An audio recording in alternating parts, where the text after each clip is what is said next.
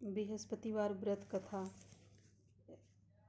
इस दिन बृहस्पति महादेव जी की पूजा होती है। दिन में एक ही समय भोजन करें, पीले वस्त्र धारण करें, पीले पुष्पों को धारण करें। भोजन भी चने की दाल का होना चाहिए, नमक नहीं खाना चाहिए। पीले रंग का फूल, चने की दाल, पीले कपड़े तथा पीले चंदन से पूजा करनी चाहिए। पूजा के पश्चात कथा सुननी चाहिए। इस व्रत के करने से बृहस्पति जी अति प्रसन्न होते तथा धन और विद्या का लाभ होता है। स्त्रियों के लिए यह व्रत अति आवश्यक है। इस व्रत में केले का पूजन होता है।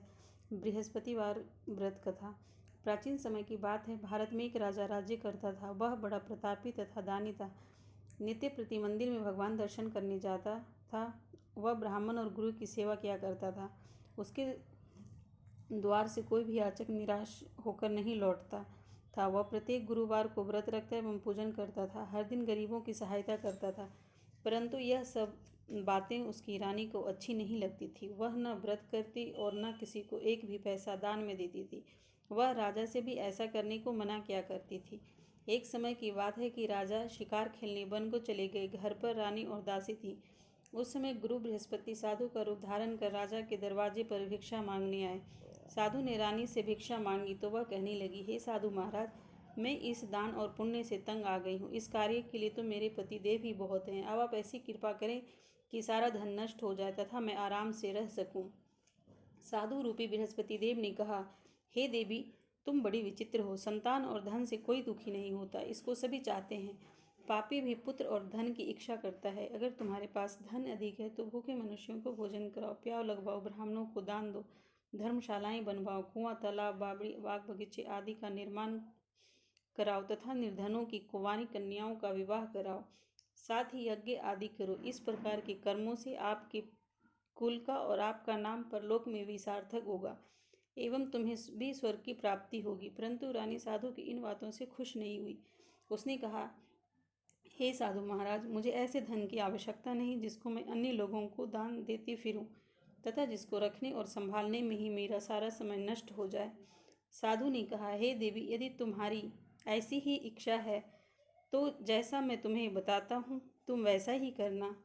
बृहस्पतिवार के दिन घर आंगन को गोबर से लिपना, अपने केशों को पीली मिट्टी से धोना, केशों को धोते समय स्नान करना, राजा से कहना वह हजामत करवाए, भोजन में मांस मदिरा खाना, कपड़े धोबी के यहाँ धुलने देना। इस प्रकार 7 बृहस्पतिवार करने से तुम्हारा सारा धन नष्ट हो जाएगा। यह कहकर साधु महाराज रूपी बृहस्पति देव अंतर्ध्यान हो गए। रानी ने साधु के कहने के अनुसार 7 बृहस्पतिवार तक वैसा ही करने का विचार किया। साधु के बताए अनुसार कार्य करते हुए केवल 3 बृहस्पतिवार ही बीते थे कि उसकी समस्त धन संपत्ति नष्ट हो गई।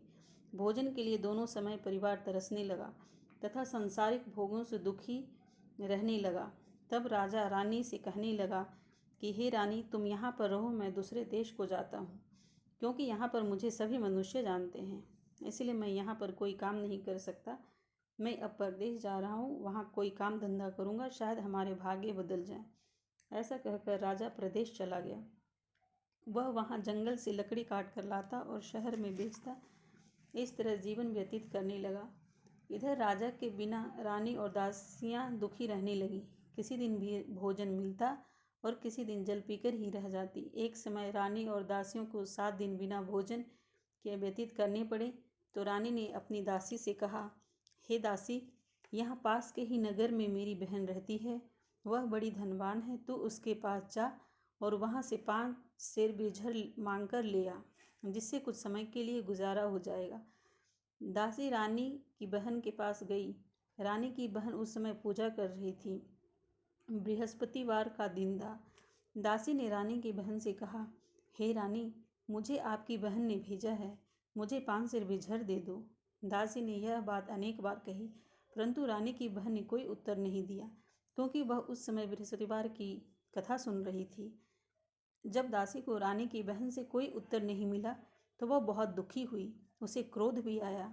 वह लौटकर रानी से बोली, हे रानी, आपकी बहन बहुत ही घमंडी है। वह छोटे लोगों से बात भी नहीं करती। मैंने उससे कहा तो उसने कोई उत्तर नहीं दिया। मैं वापस चली आई। रानी बोली, हे दासी, इसमें उसका कोई दोष नहीं है। जब बुरे दिन आते हैं तब कोई सहारा नहीं देता। अच्छे बुरे का पता विपत्ति में ही लगता है। जो ईश्वर की इच्छा होगी वही होगा। यह सब हमारे भाग्य का दोष है। उधर रानी की बहन ने सोचा कि मेरी बहन की दासी आई थी, परंतु मैं उससे नहीं बोली, इससे वह बहुत दुखी हुई होगी। अतः कथा सुन और विष्णु भगवान का पूजन समाप्त कर वह अपनी बहन के घर आई और कहने लगी, हे बहन, मैं बृहस्पतिवार का व्रत कर रही थी। तुम्हारी दासी हमारे घर गई थी, परंतु जब तक कथा होती है तब तक हम लोग न उठते हैं और न बोलते हैं, इसलिए मैं नहीं बोली। कहो दासी क्यों गई थी? रानी बोली, बहन, हमारे घर अनाज नहीं था। वैसे तुमसे कोई बात छिपी नहीं है, इस कारण मैंने दासी को तुम्हारे पास पान से बिझर लेने के लिए भेजा था। रानी की बहन बोली, बहन देखो, बृहस्पति भगवान सबकी मनोकामना पूर्ण करते हैं। देखो, शायद तुम्हारे घर में भी अनाज रखा हो। यह सुनकर दासी घर के अंदर गई तो वहाँ उसे एक घड़ा बिझर का भरा मिल गया। उसे बड़ी हैरानी हुई, क्योंकि उसने एक एक बर्तन देख लिया था। उसने बाहर आकर रानी को बताया। दासी अपनी रानी से कहने लगी, हे रानी, देखो, वैसे हमको जब अन्न नहीं मिलता तो हम रोज ही व्रत करते हैं। अगर इनसे व्रत की विधि और कथा पूछ ली जाए तो उसे हम भी कर लिया करेंगे। दासी के कहने पर रानी ने अपनी बहन से बृहस्पतिवार व्रत के बारे में पूछा। उसकी बहन ने बताया, हे रानी बहन, बृहस्पतिवार को सूर्योदय से पूर्व उठकर स्नान करना चाहिए। बृहस्पतिवार का व्रत करना चाहिए, लेकिन उस दिन सिर नहीं धोना चाहिए। बृहस्पतिवार के व्रत में चने की दाल और मुनक्कों से विष्णु भगवान का केले के वृक्ष की जड़ से पूजन करें तथा दीपक जलाएं। उस दिन एक ही समय भोजन करें। भोजन पीले खाद्य पदार्थ का करें तथा कथा सुनें। इस प्रकार करने से गुरु भगवान प्रसन्न होते हैं, अन्न, पुत्र, धन, विद्या देते हैं। इस तरह व्रत और पूजन की विधि बताकर रानी की बहन अपने घर लौट गई। रानी और दासी दोनों ने निश्चय किया कि वे बृहस्पति देव भगवान की पूजा जरूर करेंगी।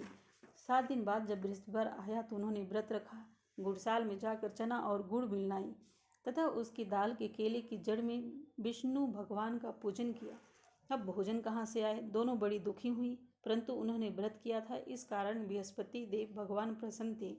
वे एक साधारण व्यक्ति के रूप में 2 थालों में सुंदर पीला भोजन लेकर आए और दासी को देकर बोले, हे दासी, यह भोजन तुम्हारे और रानी के लिए है, तुम दोनों करना। दासी भोजन पाकर बड़ी प्रसन्न हुई और रानी से बोली, रानी जी, भोजन कर लो। रानी को भोजन आने के बारे में कुछ पता नहीं था, इसीलिए वह दासी से बोली, जा तू ही भोजन कर, क्योंकि तू हमारी व्यर्थ में हंसी उड़ाती है।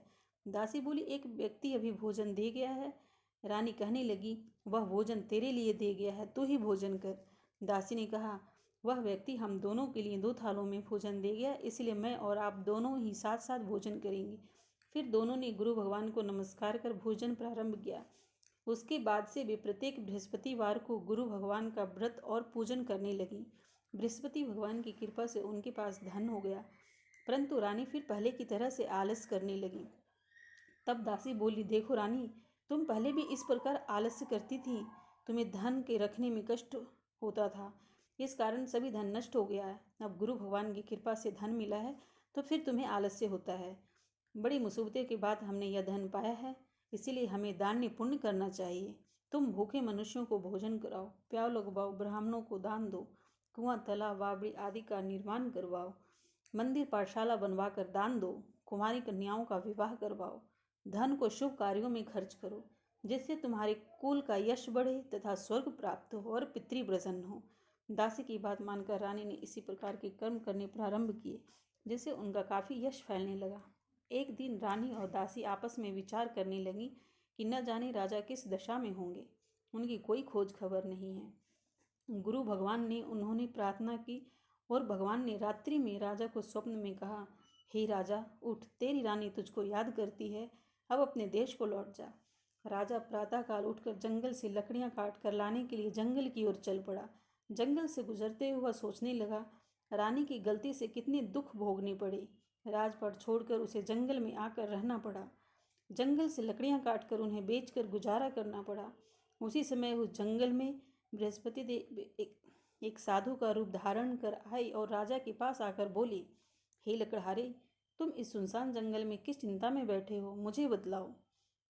यह सुन राजा के नेत्रों में जल भर आया और साधु की वंदना कर बोला, हे प्रभु, आप सब कुछ जानने वाले हैं। इतना कहकर राजा ने साधु को अपनी संपूर्ण कहानी सुना दी। महात्मा तो स्वभाव से ही दयालु होते हैं। वे राजा से बोले, हे राजा, तुम्हारी पत्नी ने बृहस्पति देव के प्रति अपराध किया था, जिसके कारण तुम्हारी यह दशा हुई। अब तुम किसी प्रकार की चिंता मत करो, भगवान तुम्हें पहले से अधिक धन देंगे। देखो, तुम्हारी पत्नी ने बृहस्पतिवार का व्रत करना प्रारंभ कर दिया है। अब तुम भी बृहस्पतिवार का व्रत करके चने की दाल व गुड़ और जल को लोटे में डालकर केले के पत्ते से भगवान विष्णु का पूजन करो। फिर कथा कहो या सुनो, भगवान तुम्हारी सब कामनाओं को पूर्ण करेंगे। साधु को प्रसन्न देखकर राजा बोला, हे प्रभु, मुझे लकड़ी बेचकर इतना पैसा भी नहीं बचता जिससे भोजन करने के उपरांत कुछ मैं बचा सकूं। मैंने रात्रि में अपनी रानी को व्याकुल देखा है। मेरे पास कोई साधन नहीं जिसे समाचार जान सकूं। फिर मैं बृहस्पतिवार की कौन सी कहानी कहूँ या सुनूं, मुझको तो कुछ भी मालूम नहीं है। साधु ने कहा, हे राजा, तुम किसी बात की चिंता मत करो। बृहस्पतिवार के दिन तुम रोजाना की तरह लकड़ियाँ लेकर शहर में जाओ। तुम्हें रोज से 2 गुना धन प्राप्त होगा, जिससे तुम भली भांति भोजन कर लोगे तथा बृहस्पति देव की पूजा का सामान भी आ जाएगा। बृहस्पति देव की कथा इस प्रकार है। प्राचीन काल में एक बहुत ही निर्धन ब्राह्मण था। उसके कोई संतान नहीं थी।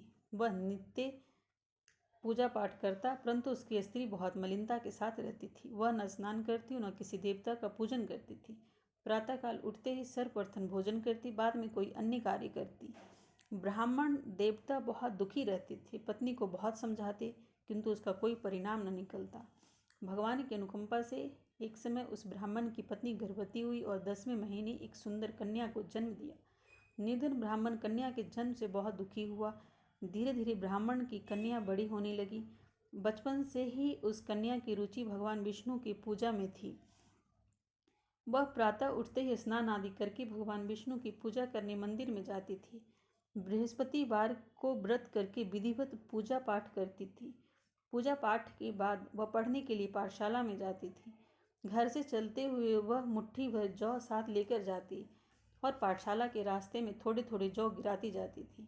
जब वह पाठशाला से घर लौटती तो जौ के वह दाने सोने में बदले हुए मिलते थे। लड़की सभी सोने के दाने मिल लाती थी। एक दिन जब वह सोने के दाने को साफ कर रही थी तो उसकी माँ ने कहा, बेटी, सोने के दाने साफ करने के लिए सोने का सुब्बी होना चाहिए। अगले दिन बृहस्पतिवार था तो उसने भगवान बृहस्पति देव की पूजा करते हुए प्रार्थना की, हे भगवान, यदि मैंने आपका व्रत विधिवत किया हो तो मुझे सोने का सुप दे दो।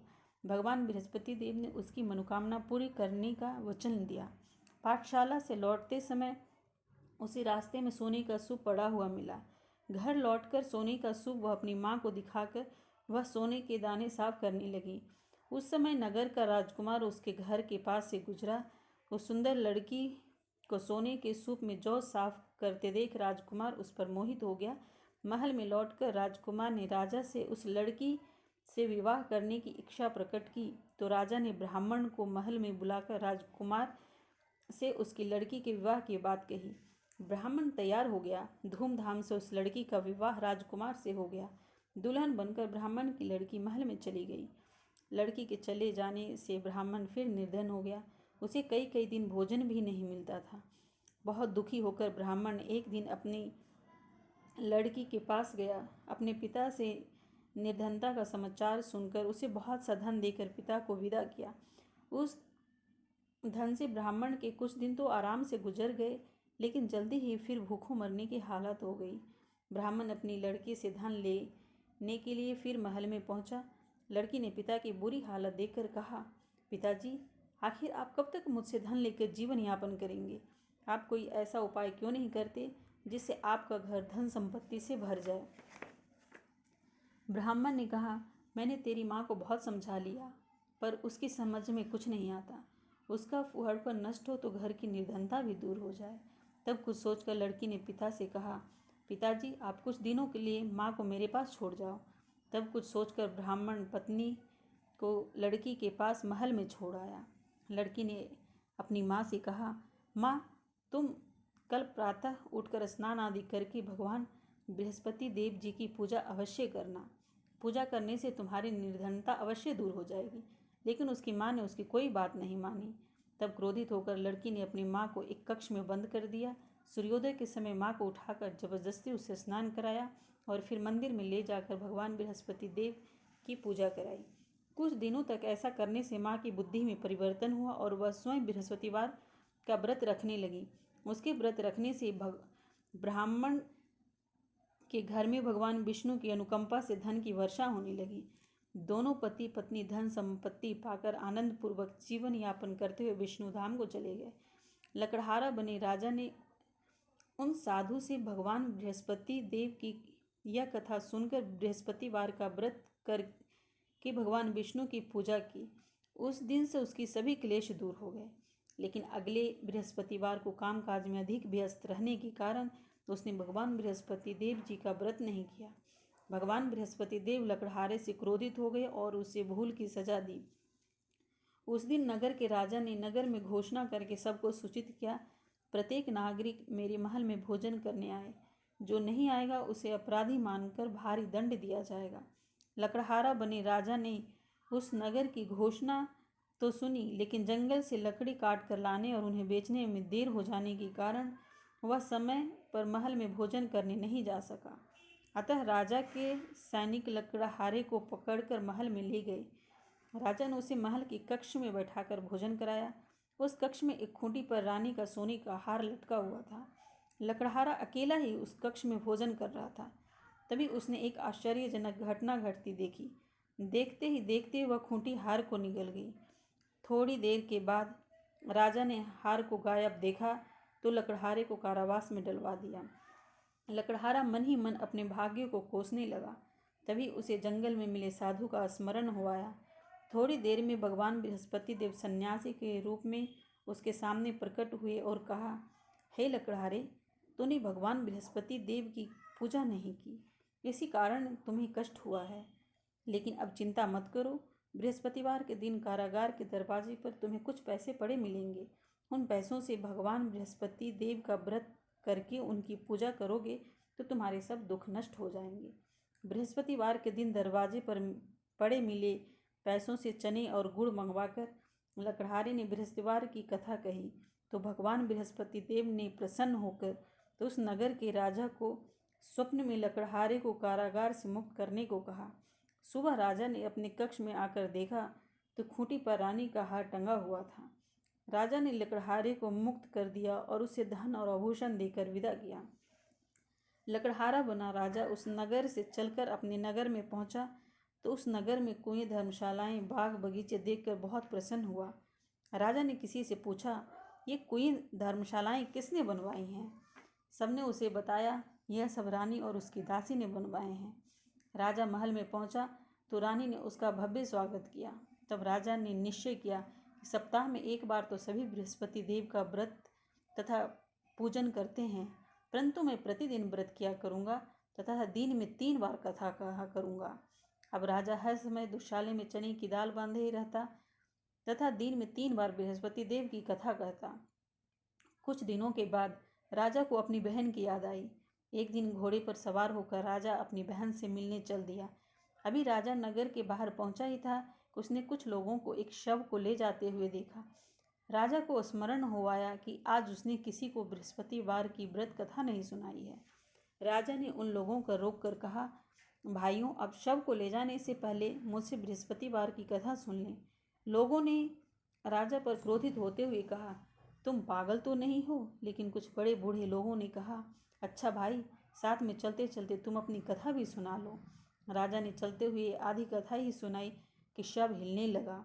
राजा की पूरी कथा सुनाते ही शव उठकर बैठ गया। लोगों ने हैरानी से दांतों तले उंगली दबाई और अगले बृहस्पतिवार से भगवान बृहस्पति देव का व्रत करने व कथा सुनने का निश्चय कर लिया। अब घोड़े पर सवार राजा चलते हुए एक किसान के पास पहुंचा। किसान अपने खेत में हल चला रहा था। राजा ने कहा, अरे भाई, मुझसे बृहस्पतिवार की कथा सुन लो। किसान झुंझलाकर बोला, अरे भाई, देख नहीं रहे, जितनी देर तक तुम्हारी कथा सुनूंगा उतनी देर में तो पूरे खेत में हल चला लूँगा। राजा निराश होकर चलने लगा। तभी किसान के बैल लड़खड़ाकर जमीन पर जा गिरे। किसान के पेट में भी जोरों का दर्द होने लगा। उस किसान की पत्नी जब खाना लेकर आई तो उसने किसान से इस बारे में पूछा। किसान ने घुड़सवार की पूरी कहानी सुनाई। किसान की पत्नी दौड़ती हुई राजा के पास पहुंचकर हाथ जोड़कर बोली, भैया मैं तुम्हारी कथा सुनने को तैयार हूँ। राजा ने उसके साथ खेत पर पहुंचकर बृहस्पतिवार की कथा सुनाई। तभी बैल उठकर खड़े हो गए। किसान के पेट का दर्द भी तुरंत ठीक हो गया। राजा अपनी बहन के घर पहुंचा तो उसकी बहुत आवभगत हुई। अगले दिन सुबह उठकर राजा ने देखा घर के सभी लोग भोजन कर रहे हैं। किसी भूखे को बृहस्पतिवार की कथा सुनाए बिना राजा भोजन नहीं करता था। उसने बहन से कहा, बहन क्या घर में कोई ऐसा व्यक्ति है जिसने अभी तक भोजन ना किया हो? उसकी बहन बोली, भैया हमारे घर में तो क्या आपको पूरे नगर में ऐसा व्यक्ति नहीं मिलेगा जिसने सुबह सुबह भोजन नहीं किया हो। तब राजा ने बहन के घर से निकलकर उस नगर में बिना भोजन किए व्यक्ति की तलाश की। एक गडरिये के घर में उसका बेटा बीमार होने के कारण भूखा रह गया था। राजा ने उसको जाकर बृहस्पतिवार की कथा सुनाई। कथा सुनते सुनते गडरिये का बीमार बेटा बिल्कुल ठीक हो गया। सबने राजा की बहुत प्रशंसा की। एक दिन राजा ने अपनी बहन से कहा, बहन हम अपने घर जाना चाहते हैं, तुम भी हमारे साथ चलो, कुछ दिन वहाँ रहकर लौट आना। राजा की बहन ने अपनी सास से पूछा तो सास ने ताने देते हुए कहा, बहू मायके जाना तो अकेली जाना, मेरे पोतों को नहीं ले जाना। तुम्हारी भाई की कोई संतान नहीं है, कहीं तुम्हारी भाभी मेरे पोतों पर कोई जादू टोना न कर दे। दूसरे कक्ष में बहन की सास की बातें सुनकर राजा दुखी मन से अकेला ही अपने नगर को लौट गया। रानी ने राजा से कहा, आप तो अपनी बहन को साथ लाने की बात कहकर गए थे, फिर बहन को साथ क्यों नहीं लाए? तब राजा ने दुखी होते हुए कहा, रानी हम निसंतान हैं, इसीलिए कोई हमारे घर आना पसंद नहीं करता।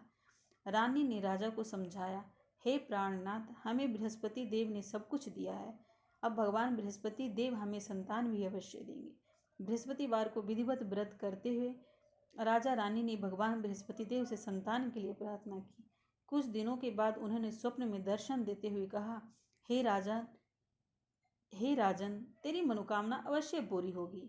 एक सप्ताह बाद ही रानी गर्भवती हो गई। 10वें महीने रानी ने एक सुंदर पुत्र को जन्म दिया। राजा रानी जीवन पर्यंत बृहस्पतिवार की व्रत करते रहे। उनके घर में धन की वर्षा होती रही। इस तरह आनंद पूर्वक जीवन यापन करते हुए राजा रानी भगवान बृहस्पति देव की अनुकंपा से मोक्ष को प्राप्त करके सीधे वैकुंठ धाम पहुँच गए। बृहस्पतिवार को विधिवत व्रत करके जो स्त्री पुरुष भगवान विष्णु की पूजा करते हैं, भगवान उनकी सभी मनोकामनाएं पूरी करते हैं। बोलो बृहस्पति देव की जय, भगवान विष्णु की जय।